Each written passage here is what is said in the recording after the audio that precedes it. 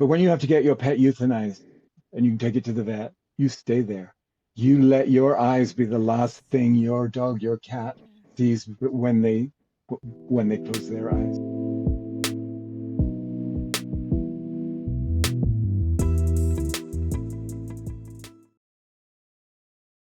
And welcome to another episode of the Ecstatic Woman podcast, where we activate and inspire women in their power, in their authenticity, and in their bliss. I'm your host, Alara Sage, the founder and creator of Creator Consciousness, and here today to bring our special guest with us. And we're here to talk about a very impactful topic, in my opinion. You know, we speak about bliss, we speak about a lot on this show. And the important thing to always remember is that the human experience has all of the emotions. It has such a plethora of sensations and experiences, and all of them need to feel safe within our bodies for us to really be in our power and in our bliss. And, you know, prior to the recording, the weeks leading up to the recording of this episode, there's been some very intense happenings in the world that have brought a great deal of grief to our planet. And, you know, grief is always happening, right? It's happening in our own spaces individually. It's happening in our communities. It's happening worldwide. And it's a very important conversation to have, and perhaps something that we can all deepen into an understanding for ourselves. And so our guest today is here to help us bring deeper perspective and absolute wisdom, I have no doubt, to this conversation. Catriona Reed has been leading trainings, workshops, and retreats for 4 decades. 4 decades, guys. We've got some beautiful wisdom coming to the space here today. She integrates and bridges Zen, Vipassana, and deep ecology, guided by her personal passion in integrating authentic spirituality with the real world, with our everyday lives. So important to have this bridge, so important to have this connection. And she works with business owners, artists, creatives who know that their success is an inside job. Catriona, thank you so much for joining us here today. Thank you, Alara. It's a pleasure and an honor. I'm thrilled to be here. Thank you. I'm definitely excited about our conversation. I feel like this topic isn't necessarily available for everyone to discuss. I was really delighted when you brought up the conversation of grief. Catriona, how do you perceive grief? Well, first, I'd say that the culture that we live in, the dominant culture, Western culture, white culture, European culture, post scientific enlightenment culture, post-Christian culture is averse to grieving. The Roman Catholic Church banned it at some point very early on. Banned that tradition that you still see when somebody dies in villages in Greece. The Roman Catholic Church didn't have a reach there, but also in other Western European countries, you see an outpouring of grief. Um, in some indigenous cultures, you just let people indefinitely grieve, get drunk, you take care of them, you put a blanket over them when they collapse in the street. And there's an acknowledgement that grieving is a part of loving, of praising, of the ecstasy that you're so good at talking about, Alara. It's the flip side of the coin, but it's more than that. Someone we admire very much, Martin Prechtel, talks about praise and grief as another flip side. That when we grieve, we're praising. We're not consumed by our own loss, but we're celebrating. We're praising what's gone, what's lost. And when we're praising, there's a hinge of grief in there. And as you mentioned, at this time, when we're seeing events play out in Gaza and Palestine, Israel, it's almost more than I and many people I know can really hold. It's the accumulation of decades, of nearly a century of events that are not fully acknowledged, not grieved. And when we don't grieve, it's like trauma. When we don't grieve, we're traumatized, and then that trauma reemerges later, so that we become perpetrators. Having been victims, we become perpetrators. And one other thing I mentioned to you when we chatted the other day, what I'm becoming aware of among more and more prevalently among Native people of this country, of North America, is that their work is to heal the perpetrators.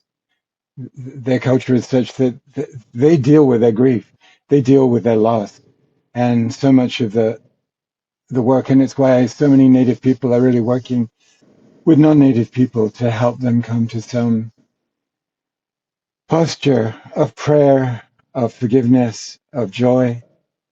Because I feel that if we fully accommodate our grief, we naturally come to joy. If we bury our grief, we become what? Confused, neurotic, um, busy with our with our capitalist adventures. And yeah, so it's very present and prescient for me in general. We've lost so much. The same person I mentioned, Martin Prechtel, said, stop worrying about the end of the world. The world ended long ago, as it did for so many cultures, so many species, so many languages, so many people cut off before their time. And to somehow hold that. And it's not for polite society, it's not for conventional polite society to even address this. So how then do we create a community, let's say, where it's possible to wail? And I mean, we live in the country. We live far away from other humans. And it's partly, well, I won't say it was intended that way, but I've discovered it's now possible to go outside among the trees and wail for the loss of our planet, for the loss of integrity in our culture, for the loss of so much. Yeah, feeling that loss. I think sometimes we think grief is solely like the loss of another person or of a loved one, but we absolutely need to grieve ourselves, and grieve our communities, or as you mentioned, grieving our society, grieving lost culture. There's so much, grieving Gaia herself and her pain. Like there's so much to grieve. And I love how you said that it's a prayer, because it's always how I've felt it in my heart, even in the immense pain. It has always felt that grief simultaneously in the pain is also like like a reverence to that which is being grieved. It is the flip of the love, right? And so it is because we cherish something that we grieve it, that we even feel grief, right? Because if we don't cherish it, if we don't love it, if we don't adore it, if we don't rever it, we won't really feel that grief. And so I think it's always a beautiful realization to bring our awareness to our hearts and notice that that pain is reverence. And I also love how you mentioned that the persecutors, right? Because it's one thing that's always really hit me is that our society just locks people up.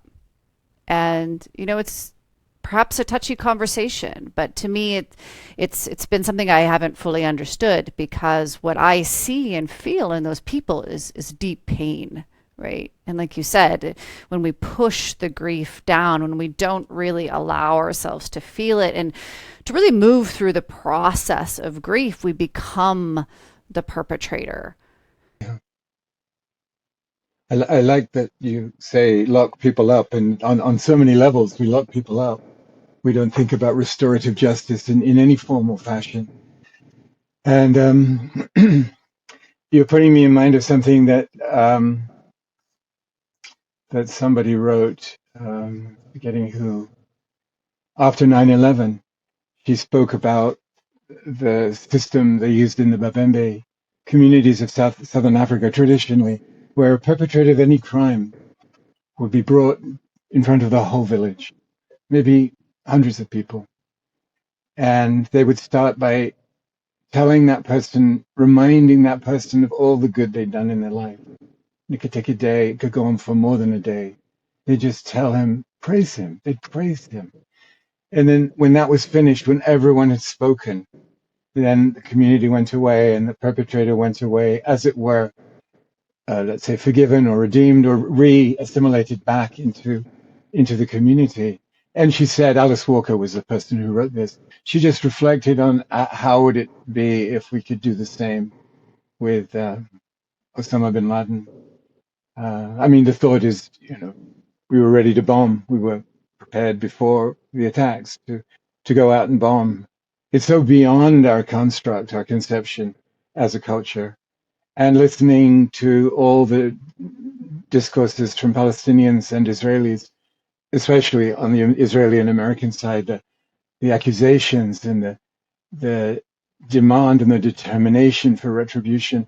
And interestingly, I was listening to something this morning, Palestinian speaking, and he said, "May Allah give us patience." He wasn't asking Allah for a favor to stop the bombing, because that's probably redundant. He was simply asking, "May we be given the patience and the forbearance to understand what's being called forth from us in this situation. Not prayer as an act of asking God for favors, but really a real sense of humility and surrender to the circumstances, and a sense also of gratitude, which comes from that, and from the gratitude, of course, joy, because gratitude is only one step on the way to the embodiment, back to your theme song of ecstasy. It's joy. We can skip gratitude right away if we truly practice it and be embodied in joy. And I think grief is a huge part in that, because we're traumatizing ourselves if we don't have the context or the personal willingness or ability to, I like to say, to wail, because it sounds like wailing, and it's so good to do that, to give ourselves. And you can't do it alone. You need someone to help you, to hold your hand, to give you some tequila if need be, to help it on its way, and to wail. So yeah, it's part of a continuum. It's part of a way of being that we've so nearly lost. Though as I say that, I realize more and more I know people who as you do, feel the lack and feel the need and feel the welcoming call of a fully embodied receiving what we experienced in our bodies and expressing it appropriately without fear of offending. Hmm. Yeah, or without fear of feeling. I think that's a lot of times for me when I think of these emotions and energies that are very intense, our instinct is to tense up against them, right? Tense away from them. And that tension is what creates the pain. It's when we relax, when we surrender, and when we work with the wisdom of our body. I love how you're using the word wail, because I actually do that a lot in my sessions when I'm channeling energy from my clients. A lot of times wailing will just start happening. And I adore it whenever it happens. It's not up to me. But when it happens, I just like sink into the wailing, and it literally feels and sounds like wailing, and it's almost like a beautiful song that is emerging again because of the grief. And my whole body lights up, and my whole body sings that song of grief. It's not just coming from my throat. It's coming from deep from my womb. And it connects ancestrally to, all of the wailing and all the different lineages of grief. It's such a powerful, powerful process. So I love that we're speaking about it here. And I just really hope that the audience can bring this in of, when you're feeling grief, or really any feeling that you feel like you really want to just go and make that sound, nature, just going out into nature, going into a place where you just feel safe to do so, and just giving yourself permission and really surrendering into that process is so deeply healing. And I just wanted to bring also forward what you said about the perpetrators in the tribe and bringing them forward and telling them all the good things. I mean, as I'm saying that right now, bliss is moving through my body. And as you said it, I was so lit in bliss, because oh, it just hits my heart so strongly to think about how that would change our reality if we brought perpetrators in front of us and we told them how much they're loved, how much we see them, how much they are to the community, to humanity, right? Like that they are this puzzle piece and look what they have done. I mean, for one, instead of closing our own hearts, it opens our hearts, right? To appreciate another person and to recognize another person in that manner. Oh, just opens our hearts, right? And then it opens their hearts, right? So now the entire community is vibrating in the energy of love and joy and bliss rather than in shame and guilt and denial and rejection and all of those other energies. I mean, it's a complete other side of the coin that I just, wow, I had never heard that. And I just really appreciate you bringing that into the space because I truly, truly, truly felt that. I'm put in mind of how much work it takes. We work a lot with family systems constellation work, which is for people who aren't familiar with it. It looks like psychodrama, but it's very different because we're drawing on what we call a collective field of energy, and it's always shocking to me how easy it is for people to draw information out of that field, and in so doing, provide information, ancestral information. And based partly on my experience in that work, um, the rage, the grief, the sorrow, the loss is something we hold out of loyalty, out of unconscious loyalty. We hold for generations past. And, and it's clear to see in what's happening in Gaza. This is a pattern that goes back at least 3 or 4 generations, and of course, much further. And so, how it needs a lot of patience and a lot of humility, because we might be ready to grieve, we might be ready to express forgiveness, but that's not necessarily true for others. And it's a slow progression through. I mean, that's what restorative justice is. It's what therapeutic modalities are. It's to really take the time necessary. I mean, I don't think change necessarily, whether it's societal or personal, has to take a lot of time. But I'm acutely aware that I've only just learned, actually, that what is obvious to me isn't necessarily obvious to everybody. Um, and of course, we meet people where they are, and we don't have long. Excuse me, we don't have long to wait. I mean, we have no time to wait whatsoever. And yet, to be humble, to be patient, to learn to listen, that's all part of that dynamic of how we express our joy, of how we express our willingness to yield so that we can accommodate, as you say, the perpetrator or the imagined perpetrator.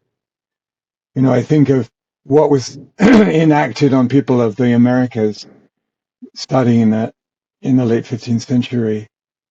And we can think that those people who came from Spain, those people who came from Britain or Germany or Scandinavia, were really enacting externally the grief they couldn't express. Because an enormity of travesties has been perpetrated for generations, for centuries, that was so locked into the rigidities of society in those days. What can you do? Just find another continent and kill everybody. So it's not a short-term prospect here, and it continues to this day. I hear about white folks in Oklahoma or Kansas or the Dakotas. There's huge amounts of racism that go on in violence and a desire to eliminate, to destroy. It's so woven into the cultural tapestry, and we who live in let's call it a liberal environment, we live an examined life among others who live an examined life. And sometimes we dodge, we avoid. Easier for people of color, but for folks who are white, it's easy to go straight to bliss and do whatever spiritual bypass is necessary. And I know that that's not what you or I or anyone I know propose. And yet it's often easy for others to interpret it that way. We're looking for a holistic solution. And we're speaking about grief right now, I suspect, because it's a hole, it's a blank space that isn't addressed enough. So we addressed it. Yeah. I love how you bring in the big picture, right? Because to me, that's always how I'm seeing things as well. Is we're so quick to point the finger at the perpetrator, and again, understanding that the perpetrator was perpetrated, and just the generations and the generations far beyond our written history, of what has happened to humanity and within humanity, and how that gets passed down, and how we're saying that the unresolved grief turns into more perpetrating. It's such an important thing to understand, because it is about inclusion, including all of the pain and all of the sorrow and all of the different sides for there to be wholeness, right? That's what inclusion is. It's not saying that they're the bad ones and we're the good ones, right? That's not wholeness. We have to be willing to see all perspectives and really feel each other. I think it comes back down to the feeling and the willingness to feel the pain. And for whatever reason, what's coming through right now is, also understanding that the land holds pain. Grief, the energy of grief can be held within the land. The amount of times that I've gone to places and channeled so much grief through my body and had all these images and visuals of all that happened on that land that, I didn't have any, direct connection to. It was just the willingness of my body to move that energy. And, the intensity of how that energy can really sit in a specific place and absolutely influence, the people who are living there and the different experiences and events that are happening. And that too is unresolved grief, right? So the truth that the unresolved grief is, ultimately, it really is our channel to bliss. It is our channel to joy. When I've experienced those really immense sensations, my higher self has always guided me in just let go, just surrender, relax your body, relax as much as you can, just let it move through your body. And over them happening several times, I've learned that the more relaxed I am in my body, the more it can just move through me. Like I said, if I tense in any way, shape, or form, or try to resist experiencing it, it actually causes myself more pain. But if I really let go into it and almost delight in it, really available to the sensation, the grief, the suffering, really causes states of bliss in my womb and in my heart. And that's been one of the teachings that I personally have gone through, is that they are two sides of the same coin.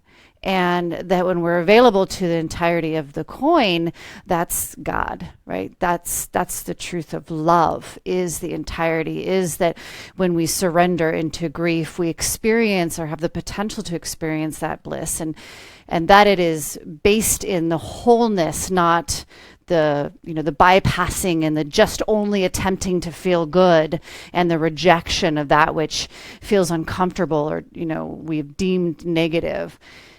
What has been your experience with that in you or in the people around you? Well, I have a few thoughts, and based on what you just said, can we not say that it's really the same thing? It's not even two sides of the same coin. It's really the same thing, to be whole. And what also comes to mind, excuse me, is a metaphor from Mahayana Buddhism, where compassion is expressed as the body of Avalokiteshvara or Kuan Yin, the embodiment, the Buddha embodiment of compassion, who naturally, in response to the world, weeps a myriad tears. And from those tears, as they drop to the earth, a being is born, and that being is known in Sanskrit as Tara. And Tara emerges out of the earth dancing. So from our tears comes that dance. It's the dance of life. It's the play of life. It's the energy of empowerment, the energy of more life. Because I feel there's only one rule in life, and that's more life. and whatever way it can, it will find that. Well, since you asked what my experience is just what I say, really, that it's not two sides of the single coin, and and I'm in grief a lot of the time, and people keep telling me, "How come you're so calm and joyful?" So clearly, something is integrating there. But this also puts me in mind as we contextualize this in within the culture of which we're a part. Um, I'm, I'm, I'm delving into some really interesting reading around how, and I won't get complicated with this, but the distinction through more recent research between the left and the right brain. Um, the left brain is connected to the right hand, which is used to grasping, to doing details, whereas the right brain is more traditionally wired to see the big picture. So we protect ourselves from predators. There's a distinction there. They function in a similar way, and there's a distinction there. And how with a person who's psychotic or an autistic person, oftentimes, or someone who's had right brain hemisphere damage, there are certain tendencies. It's not a generalization, but in general, there's a focus on details, there's a polarization, there's an argumentativeness, there's an inability to see the bigger picture. There's a lot of nuanced tendencies that the left brain out of hand. It's all about bureaucracy and detail. And the person Ian McGilchrist, who I'm reading, is one of his themes is how much as a society we're collectively acting like a psychotic person who hasn't lost their mind. On the contrary, they're very much in their mind, but it's a left brain mind focused on detail and difference. And you disagree with me and you're wrong. And I'm being right too. And how much, you know, in the old days when I used to teach Buddhism, this is the way you do it. And this is how the brain works. And this is how the mind works. And honestly, you couldn't put a gun to my head and make me talk like that anymore. Um, you know, I think it was William James who said truth long ago, at the end of the 19th century. Truth is what is useful. And that's, there are problems with that too. However, it's a very useful rule of thumb, especially, working with individuals as you do, as we do. Um, truth for you is what is most useful. And that could involve letting go of certain fixed ideas, of letting go of perceptions that limit your innate human values, um, resentment, revenge, anxiety.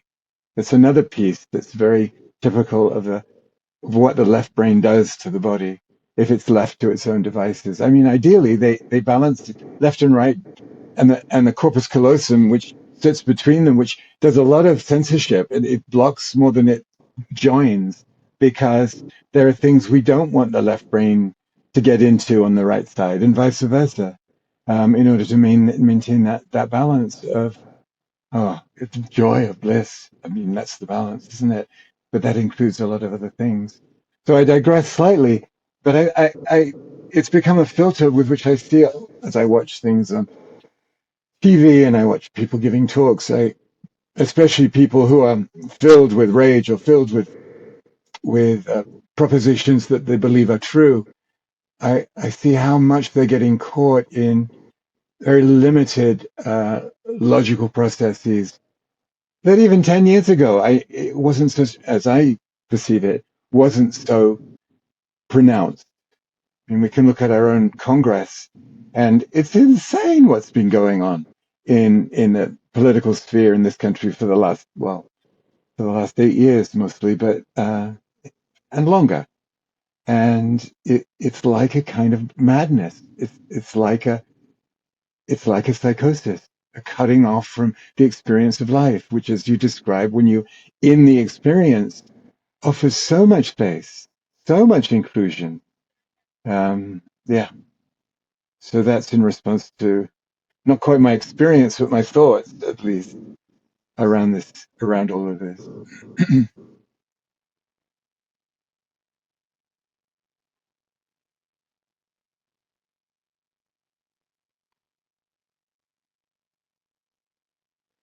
Um, well, I think the why goes back a long way.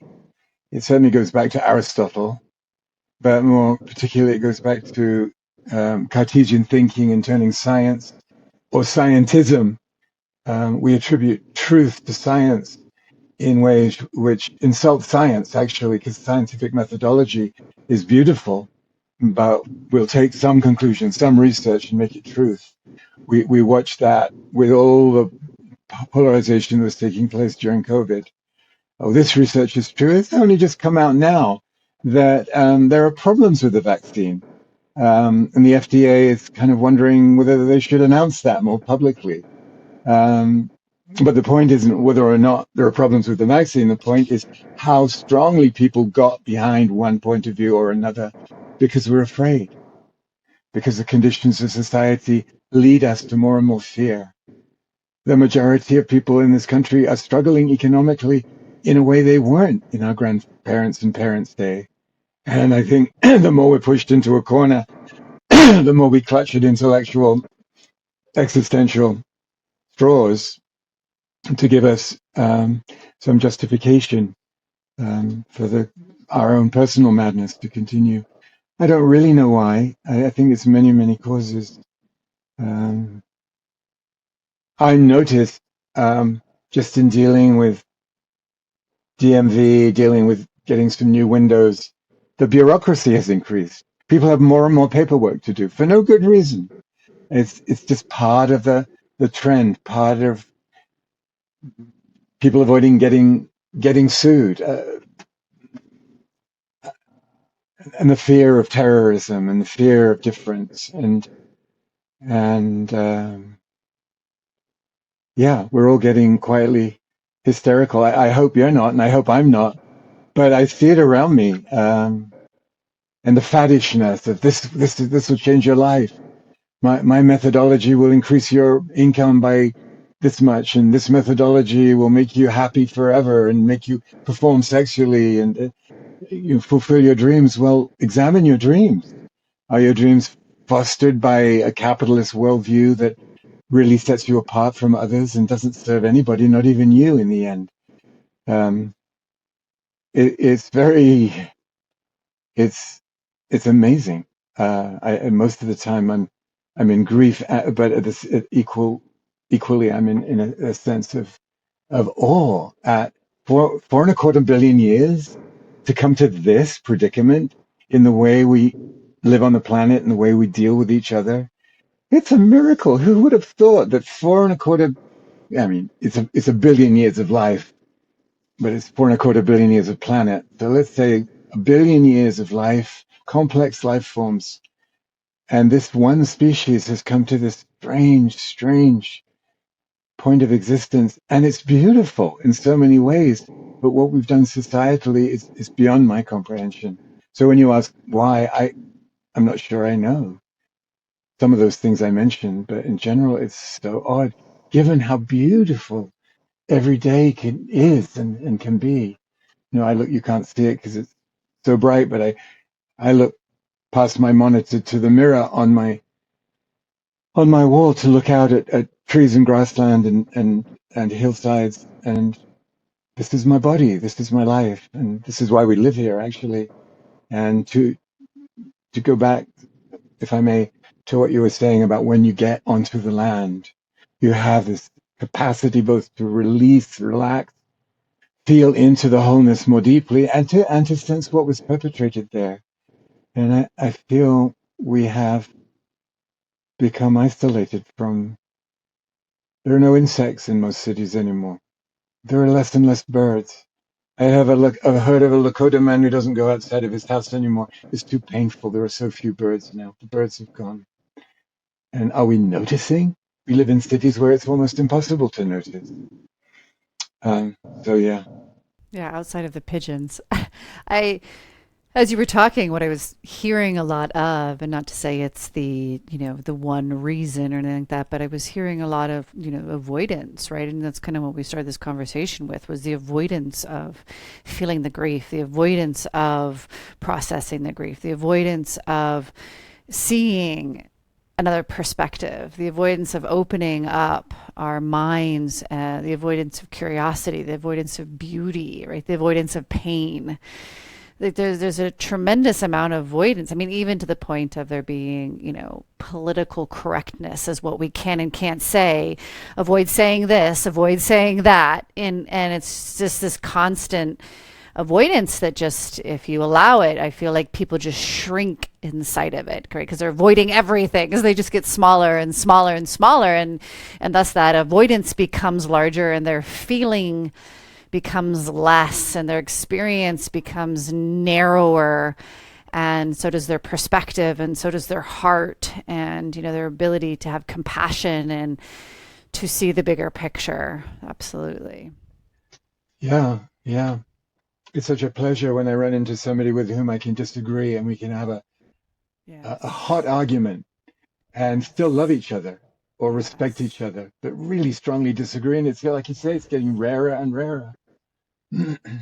Yeah, it's really delicious to Yeah, go through that with somebody, and again be fully present with it, and have that strong and play. It's playful, actually. yeah, It's very, very playful, but it can also be very intense, and strong energy, strong passions coming yeah, together, right? yeah, I love personally the energy of passion, because it's so profound and yeah, moving humanity through expansion, and it's what revolutionizes our planet is our passion. So yeah, I'm all for people having passion. Have passion, whatever, just be yeah, passionate. Please be yeah, passionate.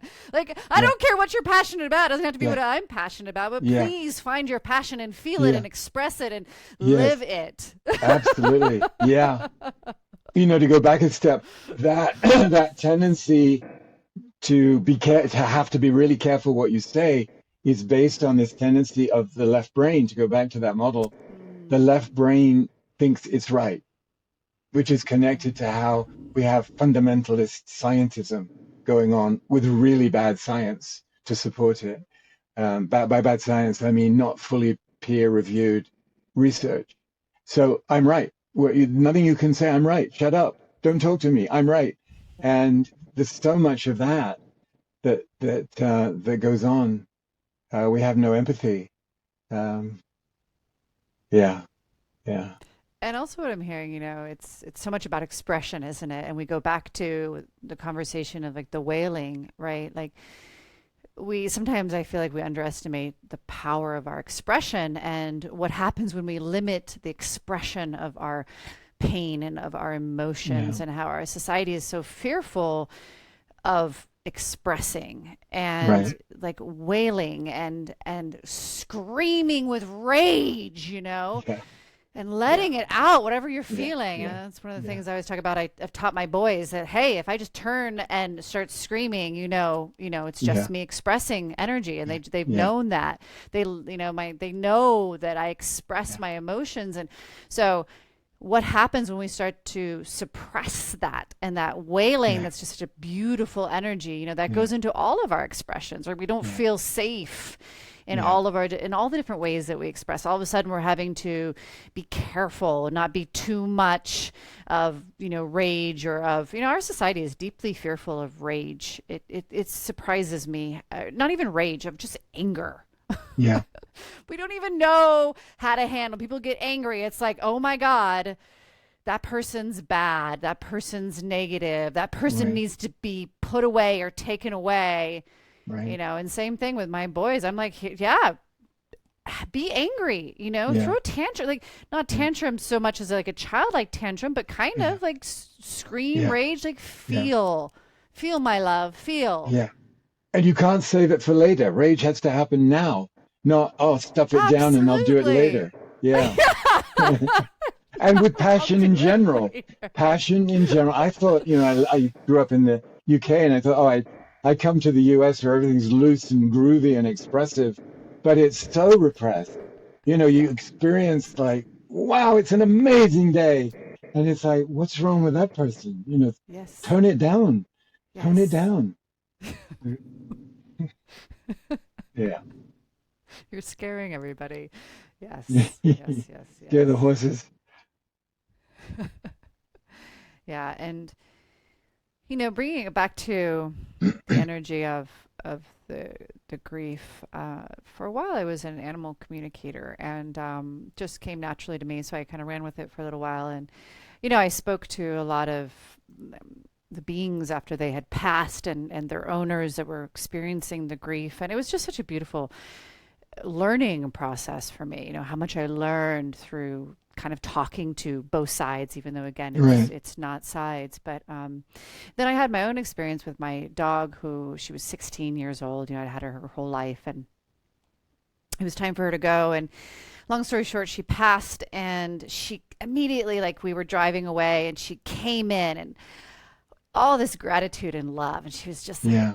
just filling me with love, and I just started crying. I hadn't even cried yet. I was just like, because I was crying and love, and just like, oh my gosh, you were such a precious being. And she was loving on my partner, and then she stayed in my field. It was like we were hugging for a couple of hours, and I was packing as we were moving, and then all of a sudden I heard this voice say, she's going to leave now. And I kind of like turned because it was coming from behind me.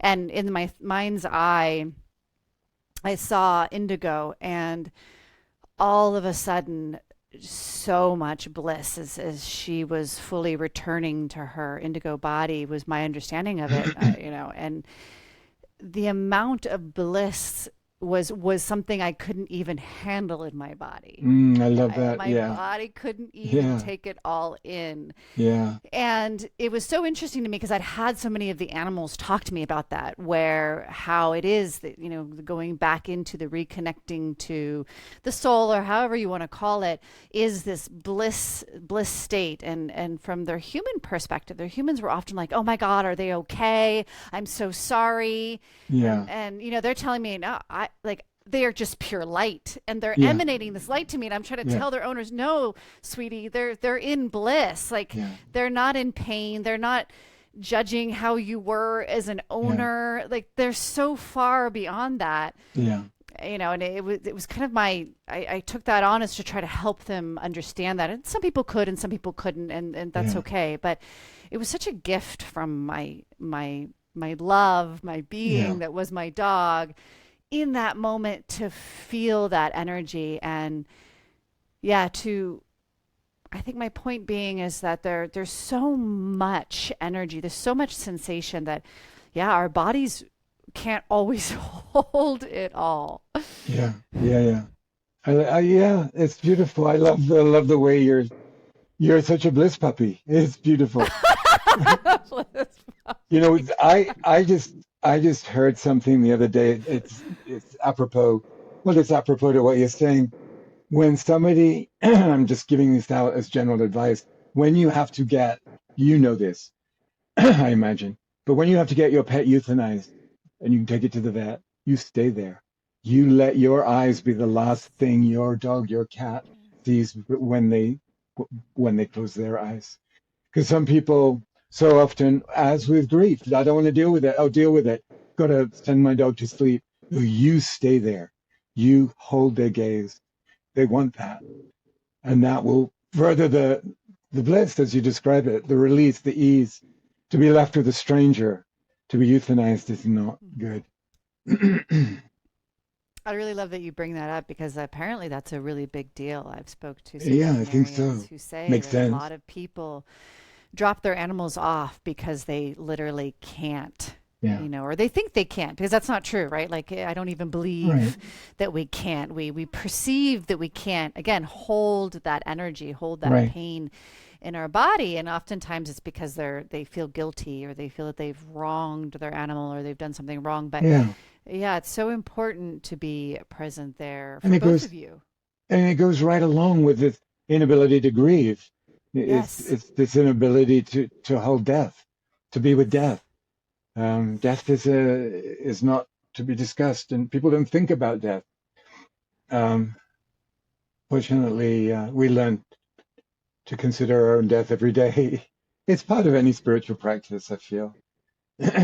Carlos Castaneda told Don Juan in those books years ago that we read, always keep death, your own death, sitting on your left shoulder. Of course. And that way we don't swallow our grief and and let it eat us up from the inside unexpressed.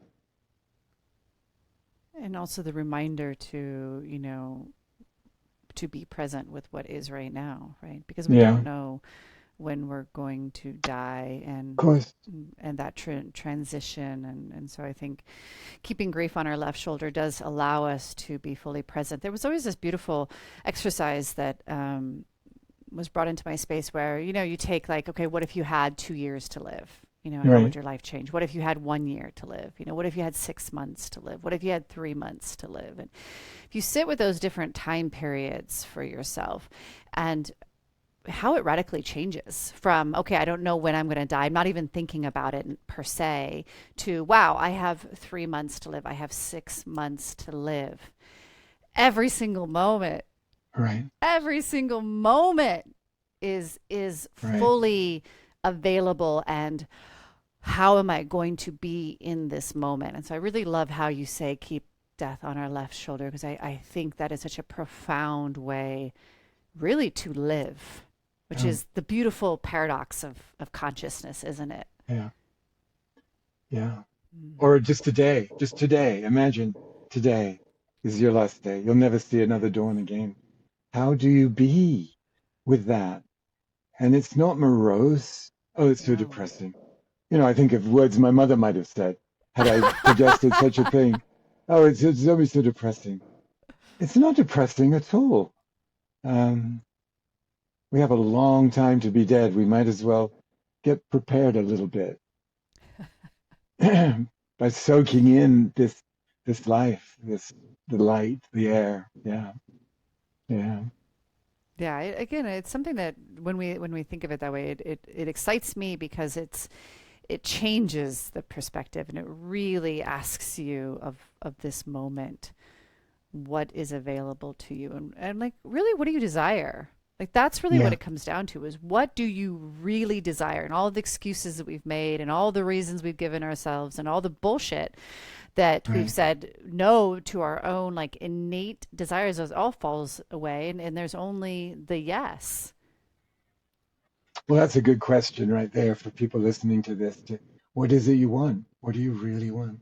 Underneath that and underneath that. I mean, maybe you could end up as saying, I want life. I want safety. I want to. They're pretty basic things that we want when Yes. we hone it down. A lot of people say, I want more money or I want a partner. Is that really the bottom line of what you want? Mm-hmm. Money or a partnership?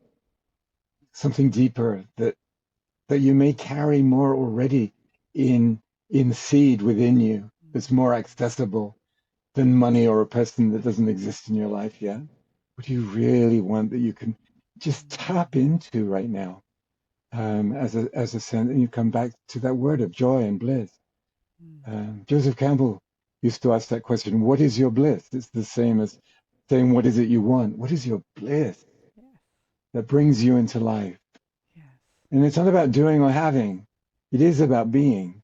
Yes. um, but not about becoming. It's about being now.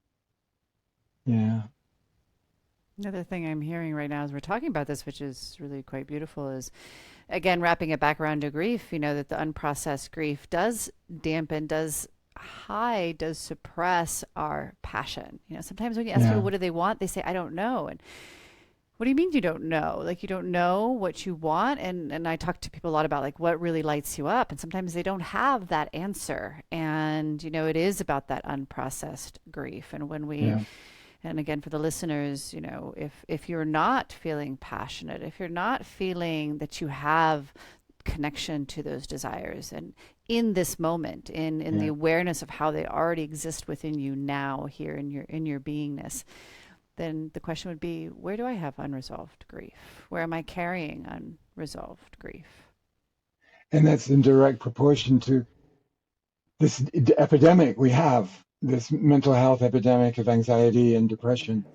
Yes. It's directly in proportion to unacknowledged grief and our capacity to Yes. be joyful when we allow ourselves to bear witness.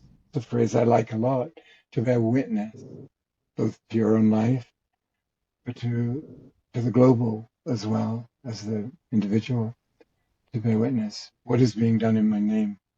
I can't do it. I can't fix Gaza, but I can bear witness, and I can speak appropriately where I'm called to do that, about climate change.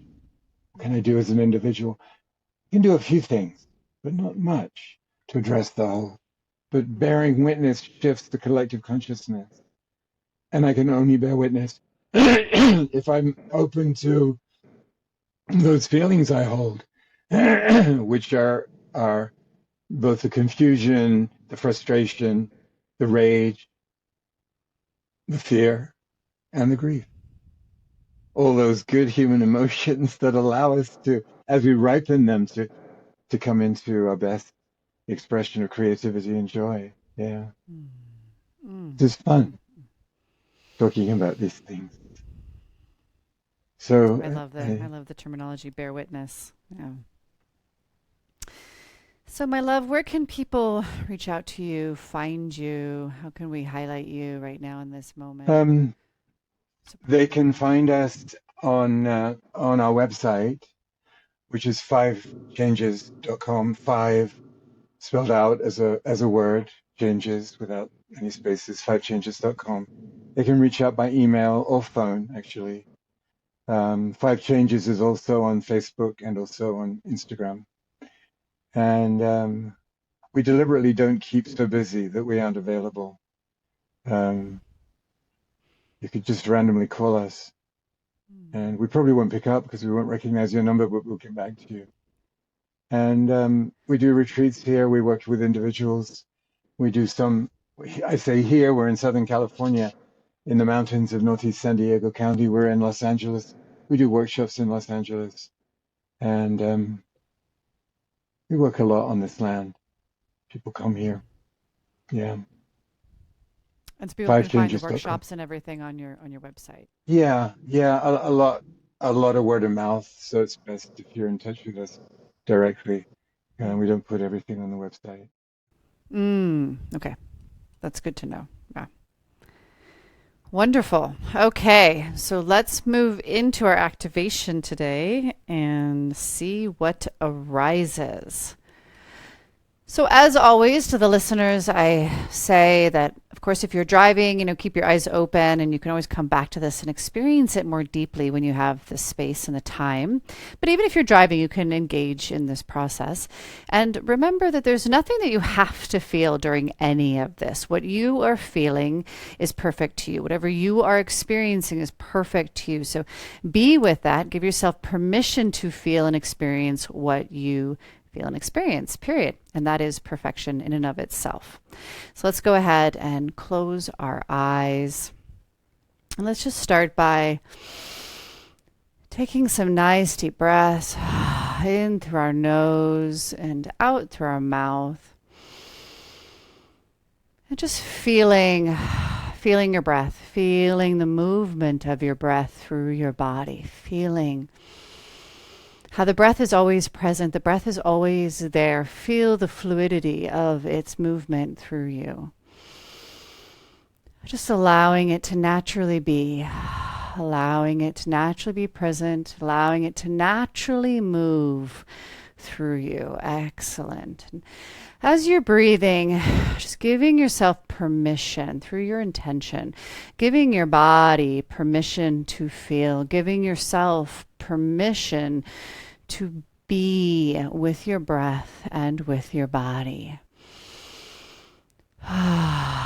Perhaps you're feeling joyous today. Perhaps you're feeling numb today. Perhaps you're feeling resentful. Perhaps you're feeling grieving. Allowing your breath to guide you into your body, allowing your breath to guide you into the truth of what is right now, into the truth of what you are feeling. And dropping your awareness down to your pelvis, breathing all the way down into your pelvis, feeling your pelvis, feeling what you're sitting on, feeling the subtle gravitational pull towards our mother, towards Gaia. And as you exhale, just allowing yourself to let go into that pull. Exhaling, letting go into that gravitational pull, letting go of any tension, letting go of any resistance.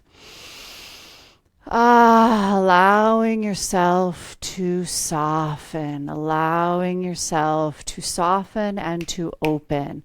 Opening your body, opening your chakras, opening all of your bodies and expanding them more in this moment. As you breathe into your body. Wonderful. Now we're going to bring our awareness to our heart. I want you to remember that whatever you feel is perfect, my love. Whatever you feel is perfect. And we're calling here now of the heart.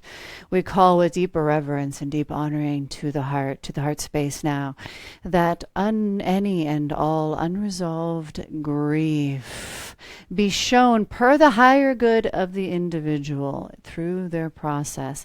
Be allowed to move through their body, to be allowed to move through their breath, to be allowed to feel it throughout themselves, in their hearts and in their bodies and in the entirety of their being.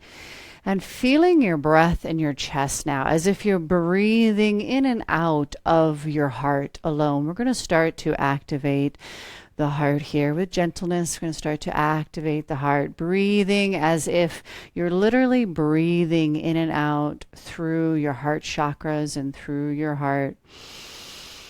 With each inhalation, we're creating space here. With each exhalation, we're giving spaciousness for releasing, giving spaciousness to feel and to release, to let go of any grief that we're experiencing. And I'm going to start bringing in some sound. So doing your best to hold your awareness at your heart space, breathing in and out there. If your mind wanders, simply bring it back. Allowing my love, allowing your heart, allowing my love, allowing your heart.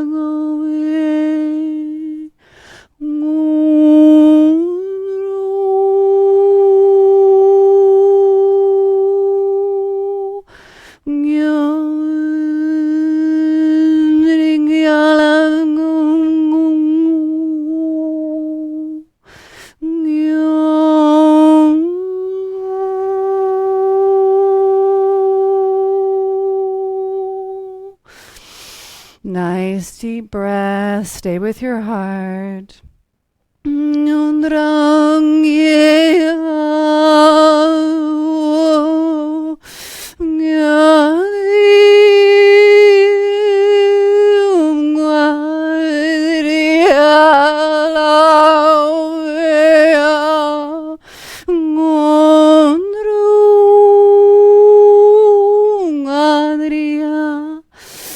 Breathe.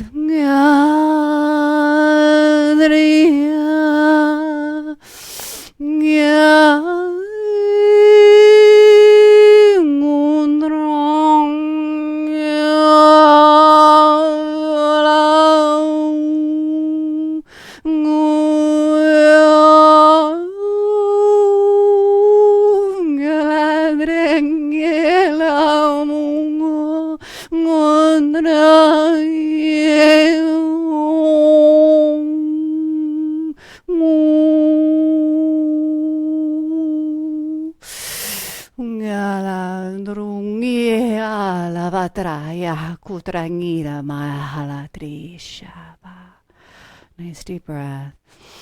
Ala Shivaya Langarava. Ooh, try Ngarave. Yeah, nice deep breath. Let it out through your mouth. Let it out through your mouth. Express. A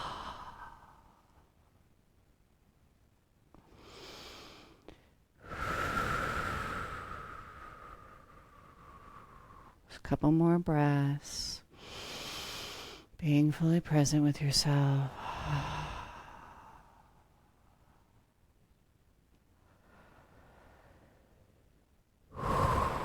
Once again, just making sure you feel your body, feeling your pelvis. Feeling what you're sitting on, feeling that support, feeling that presence of your body on that support, feeling that gravitational pull towards Gaia, towards our mother. Once again, just relaxing. Beautiful. When you feel ready, if your eyes are closed, you can open them back up. Or inch yourself back to the room.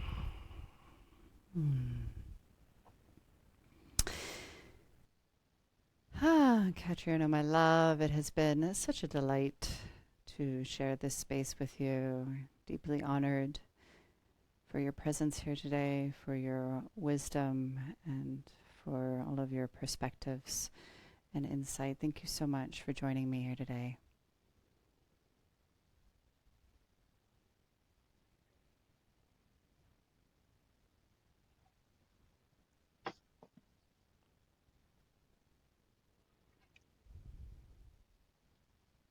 Thank you, my love, for being here. Thank you. Such a pleasure. Thank you for the work you do. Same. Definitely same. And to all the listeners, please remember to share this episode. Absolutely reach out to Katrina and check out her website. Check out all of the information. Call her. I'm going to call her if you feel called.